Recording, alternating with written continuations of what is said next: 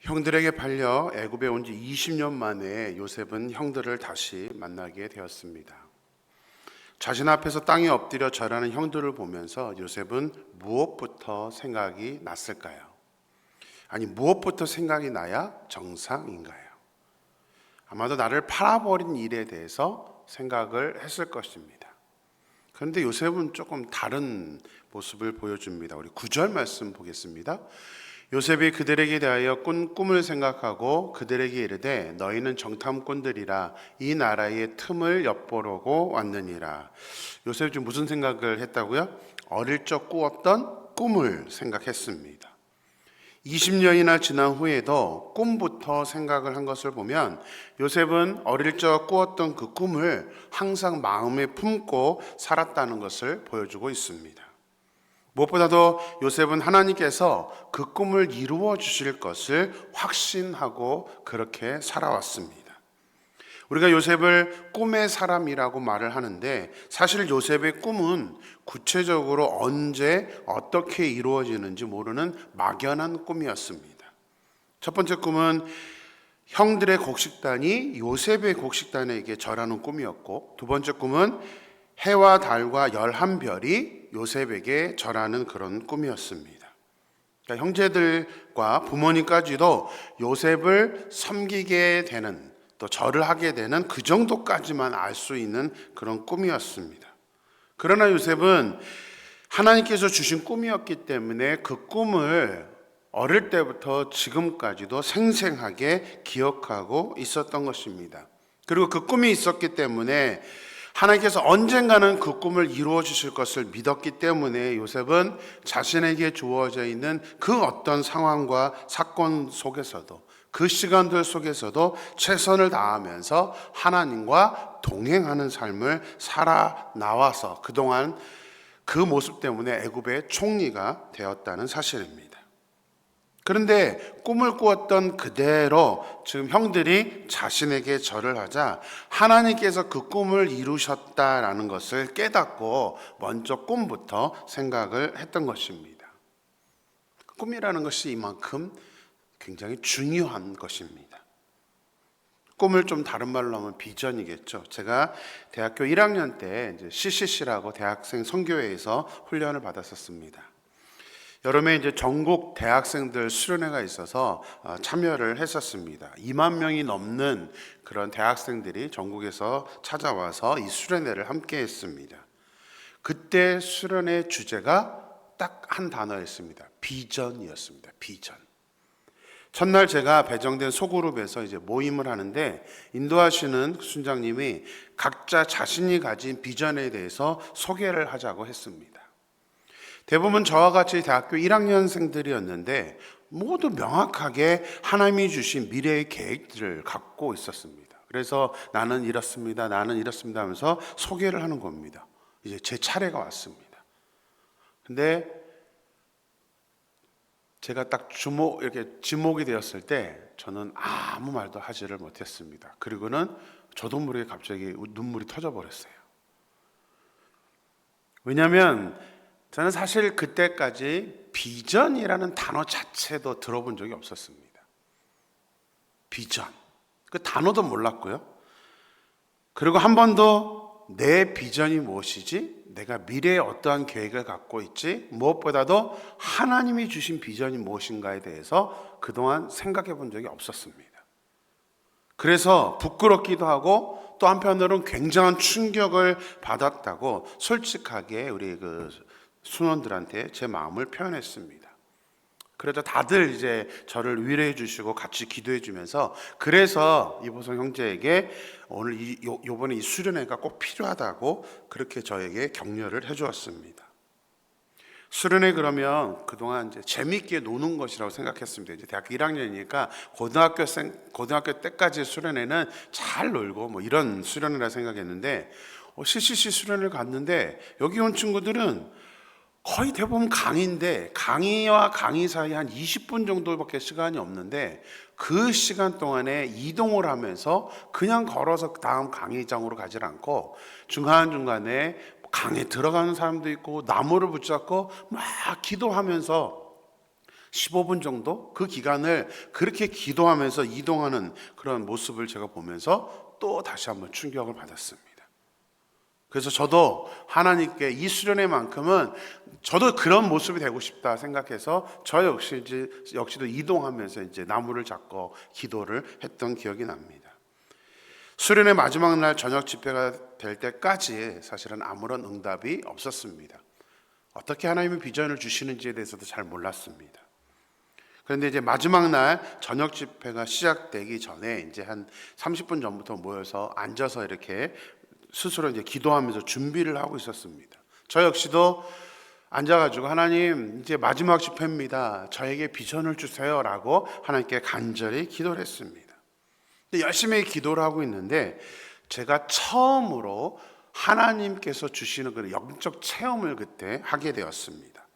갑자기 제 가슴이 막 뜨거워지더니 제 가슴에 글씨가 하나가 새겨졌습니다.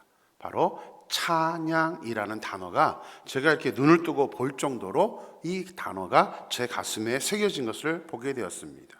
그래서 그때부터 이제 저는 하나님께서 저를 찬양하는 사람으로 사용하시겠구나라는 그런 비전을 갖게 되었습니다. 그런데 놀랍게도 그 수련회가 끝나고 이제 교회 주일날 돌아왔는데 저희 담임 목사님께서 저를 부르시는 겁니다. 그러면서 한번 중고등부 성가대 지휘를 한번 해보면 어떻겠느냐라고 저에게 제안을 해주셨습니다. 사실 저는 지휘를 한 번도 해본 적이 없기 때문에 제가 어떻게 지휘를 합니까? 라고 말을 하려고 했는데 수련회에서 찬양이라는 그 비전을 주셨다는 게 생각나서 하나님의 역사시구나 라고 생각해서 바로 그때 하겠다라고 하고 성가대 지휘를 시작하게 되었습니다. 그대로 저는 하나님께서 정말 찬양 사역자로 사역을 하게 하셨고 정말 많은 일들을 감당하게 하셨습니다. 꿈과 비전이 있다는 것은 이렇게 우리가 어떻게 살아야 하는지를 가르쳐주는 삶의 지침이 되는 중요한 그런 모습입니다. 꿈과 비전이 없으면 하루의 삶은 우리의 삶은 사실은 막막하기만 합니다. 할 게 없잖아요. 목표가 없습니다. 그렇다면 우리가 일하는 것 외에는 나를 위해서 뭔가를 하는 것, 내가 무엇인가를 향해서 달려가는 모습이 우리에게는 사라지게 됩니다. 아마 여러분 젊었을 때는 미래에 대한 계획을 세우셨을 것입니다. 캐나다에 올 때도 무엇을 해야 될지, 어떻게 해야 될지 나름대로 계획을 세우셨을 것입니다. 그런데 직장에서 뭐를 하고 언제쯤 집을 사고 이런 세상적인 계획은 세우는데 많은 분들이, 특히 우리 많은 크리스찬들이 내가 하나님을 위해서 어떻게 쓰임 받을 것인지에 대한 그 비전은 모르거나 세우지 않는 분들이 많습니다. 우리 스스로에게 질문을 하셔야 합니다. 내가 지금 왜 살고 있지? 내가 지금 교회 나와서 생활하고 있는 이유가 뭐지? 하나님이 내게 주신 꿈과 비전이 무엇일까? 이것을 반드시 우리는 기억을 하고 그 꿈과 비전을 가지고 있어야 합니다. 아십니까? 꿈과 비전이 있어도 사실은 현실이라는 장벽 앞에 무너질 때가 많습니다. 그래서 더 우리가 꿈과 비전을 붙잡고 그것을 이루면서 살아가야 하는 것입니다. 아마도 연세가 있는 분들은 내가 이 나이에 무슨 꿈과 비전이 필요합니까? 라고 질문하실 수도 있습니다. 또 그렇게 생각하는 분도 많을 것입니다. 하지만 저는 아니라고 생각합니다. 오히려 나이가 들수록 더 꿈과 비전이 있어야 한다고 생각합니다. 우리 미주 쪽에 사는 사람들은 은퇴 이후의 삶을 기대합니다.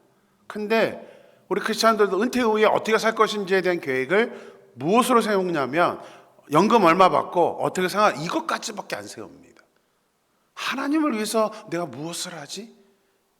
내가 은퇴한 후에 시간이 많은데 무엇을 하면서 하나님의 영광이 될까? 이런 고민들이나 이런 꿈과 비전을 갖는 분들은, 생각하는 분들이 많이 없습니다.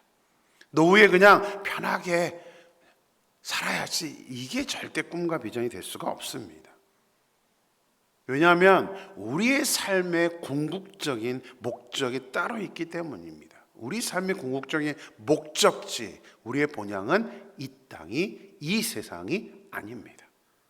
천국에 가는 것이 우리의 목적지이기 때문에 우리는 마지막 순간까지도 하나님께 쓰임 받아야 된다는 그 비전과 꿈이 있어야 된다는 사실입니다. 물론 젊었을 때와 노년기에 우리가 섬길 수 있는 부분은 달라집니다. 똑같이 젊을 때처럼 일할 수는 없습니다. 젊을 때처럼 우리가 섬길 수는 없습니다. 하지만 그렇다고 해서 못하는 것은 아닙니다. 그래서 항상 우리는 내가 무엇을 할 것인지 거기에 대한 꿈과 비전이 있어야 된다는 사실입니다. 주님 곁에 갈 때까지 우리는 그 꿈을 가지고 있어야 합니다. 하나님, 저를 어떻게 쓰고 싶으십니까? 제가 무엇을 하기를 원하십니까? 우리가 그렇게 기도하면서 하나님이 주신 꿈과 비전을 갖고 있어야 된다는 사실입니다. 저는 임마누엘 교회 보임에서 지금 여러분들 다 말씀은 못 드리지만 여러 가지 지금 비전을 세워놓고 있습니다. 그리고 그것을 위해서 매일 기도하고 있습니다. 우리의 마지막은 그래도 하나님께 영광이 되면서 누군가에게 도움을 줄 수 있는, 도움이 되어줄 수 있는 그런 꿈과 비전을 가지고 그렇게 하나님께 사용되어지는 저와 여러분의 삶이 되기를 주님의 이름으로 축원합니다. 어릴 적 꿈을 생각한 요셉이 형들을 만나 갑자기 형들을 정탐꾼이라고 몰고 갔습니다. 이 형들은 정탐꾼이 아니라고 대답을 했지만 요셉은 다시 한번 이 나라의 틈을 엿보러 왔다라고 말을 합니다. 요셉이 2번 말했을 뿐인데 형들에게 이상한 반응이 나타납니다. 13절 볼까요? 그들이 이르되 당신의 종 우리들은 12 형제로서 가나안 땅 한 사람의 아들들이라. 막내 아들은 오늘 아버지와 함께 있고 또 하나는 없어졌나이다. 자신들이 12 형제로서 막내 아들은 아버지와 함께 있고 하나는 없어졌다고 말하고 있습니다. 아니, 요셉이 가정사에 대해서 물어본 게 아닌데 정탐꾼에 대한 얘기만 한 건데 왜 갑자기 이렇게 대답을 하고 있는 걸까요? 그것도 하나는 없어졌다. 이 말은 굳이 알지도 못하는 그 애굽 총리 앞에서 할 말은 아닙니다. 밝힐 이유도 없는 것입니다. 요셉을 애굽에 판 일은 어쩌면 완전 범죄에 해당됩니다. 공소시효도 없습니다. 자신들 외에는 아무도 모르는 발각되지 않은 일이었습니다. 묻지도 않았는데 요셉의 형들이 요셉에 대해서 말한 것은 20년이나 지난 일이었지만 그 형들의 마음속에 뿌리 잡고 있었다는 것을 말해주고 있습니다. 그 요셉을 판 사건이 이 형들의 마음 깊숙하게 자리 잡고 있다는 사실입니다.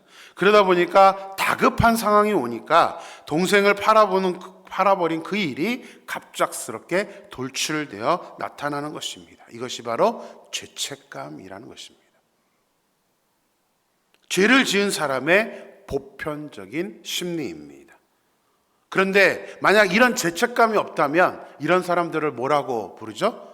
사이코패스입니다. 사이코패스. 죄책감이 없습니다. 영적으로도 사이코패스가 있을 수 있습니다. 우리가 죄책감을 갖지 않으면, 내가 한 행동에 대해서 죄책감을 우리가 느끼지 못한다면 영적으로 사이코패스와 마찬가지라는 것입니다.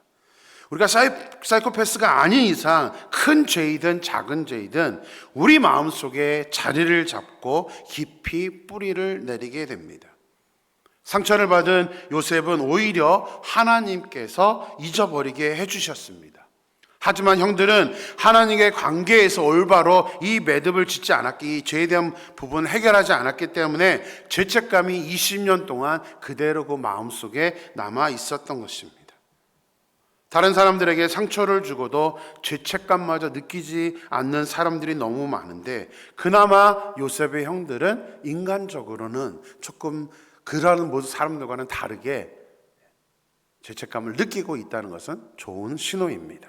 요셉의 형들의 모습을 보면서 이 세상에 완전 범죄는 없다는 것을 깨닫게 됩니다. 또한 죄의 문제는 반드시 해결을 해야 한다는 사실도 깨닫게 됩니다. 우리 시편 139편 7절 말씀 보겠습니다. 내가 주의 영을 떠나 어디로 가며 주의 앞에서 어디로 피하리이까. 특히 하나님을 믿는 우리들은 이 죄의 문제를 반드시 해결해야 되는데, 그 이유가 뭐냐면 하나님께서 그럽니다. 내가 주의 영을 떠나 어디로 가며 주의 앞에서 어디로 피하리까? 우리는 피할 방법이 없습니다. 우리의 죄는 하나님께서 다 기억하시고 다 보셨기 때문에 우리가 이 죄의 문제를 해결하지 않는 한 우리는 그 죄책감 속에서 살아간다는 사실입니다. 그런데 문제는 그 죄책감마저 느끼지 못하는 사람들도 있다는 거예요.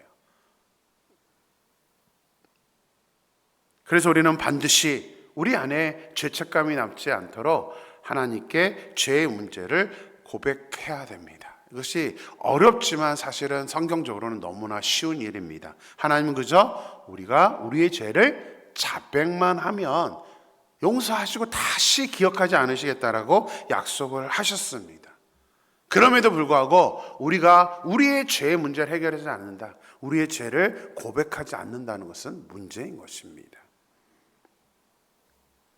믿음으로 우리 자신을 돌아보고 이런 죄의 문제들을 온전히 해결함으로 말미암아 우리 죄책감 우리 마음속에 남아있지 않도록 우리가 영적인 자유를 누릴 수 있는 저와 여러분이 되기를 주님의 이름으로 축원합니다. 기도하겠습니다. 하나님 감사합니다. 오늘 요셉이 형들을 만나는 그 장면에서 자기를 고통 주었던 그 모습을 생각하는 것이 아니라 어렸을 때 꾸었던 그 꿈을 생각하면서 하나님이 주어졌던 그 꿈이 이제 이루어지는 것을 요셉이 생각하고 있는 모습을 보게 됩니다. 그만큼 요셉은 어릴 때 꾸었던 하나님이 주셨던 그 꿈을 하나님 평생토록 가지고 있었고, 또 그 꿈이 있다 보니까 어떻게 살아야 되는지를 잘 알아서 하나님 그 꿈을 이루기 위해서 하나님 여러 가지 애굽에서 어려운 상황들 가운데서도 신앙을 놓치지 않고 온전한 중심으로 하나님을 섬김으로 말미암아 결국은 애굽의 총리가 되었고, 형들이 꿈 그대로 자신에게 절하는 아버지 그 결과를 지금 눈으로 목격하고 있는 것을 보게 됩니다. 하나님 소망합니다. 꿈과 비전이라는 것은 나이와 상관없이 우리가 어떻게 살아가야 되는지를 결정하는 중요한 요소입니다. 특별히 하나님, 우리가 세상적으로 어떤 일을 하고 언제 은퇴할 것이고 어떻게 앞으로 살아갈 것인지에 대한 그런 계획들은 우리가 세우지만, 안타깝게도 많은 우리 크리스천들이 내가 어떻게 하나님께 쓰임받을 것인지, 내가 어떤 비전으로 하나님께 일을 할 것인지에 대한, 섬길 것인지에 대한 그 꿈과 비전은 가지고 있지 않은 사람들이 많습니다. 하나님 소망합니다. 오늘 이 요셉의 모습을 보면서 하나님, 우리 사랑하는 모든 성도님들에게 은혜를 주셔서 하나님께 쓰임받는 그 꿈과 비전을 가질 수 있는 우리 모두가 될 수 있도록 역사하여 주시옵소서. 아버지 하나님, 오늘 본문을 보면서 형들이 묻지도 않았는데 과거 20년 전에 있었던 일을 되새기는 것을 보게 됩니다. 아닌 것 같았고 자기들만 말하지 않으면 완전 범죄인 줄 알았지만 다급한 상황이 오니까 그래도 그들이 마음속에 죄책감이라도 남아있어서 지금 그 이야기를 떠올렸던 것입니다. 하나님, 우리들도 이런 죄책감이 남아있지 않도록 반드시 우리 죄의 문제를 해결할 수 있도록 인도하여 주시옵소서. 하나님은 분명하게 우리에게 너무나 쉬운 방법을 말씀해 주셨습니다. 만일 우리가 우리의 죄를 자백하면 하나님은 그 모든 죄를 용서해 주시고 다시는 기억하지 않으신다라고 말씀하셨습니다. 그럼에도 불구하고 우리가 나는 죄를 지지 않는 것처럼 그렇게 우리가 살아갈 때가 많습니다. 하나님, 그런 영적인 둔감함을 가진 사람이 되지 않게 도와주시고, 하나님 항상 우리가 민감하게 내가 지금 어떤 죄를 짓고 있는지 우리의 죄를 주님께 자복하고 그 죄의 문제를 다 해결하여서 죄책감이 사로잡아서 우리 뿌리 깊이 우리 죄책감이 남아있는 그런 사람이 아니라 우리 영적인 자유를 누릴 수 있는 우리 모두가 될 수 있도록 인도하여 주시옵소서. 거룩하신 예수님의 이름으로 기도드렸습니다. 아멘.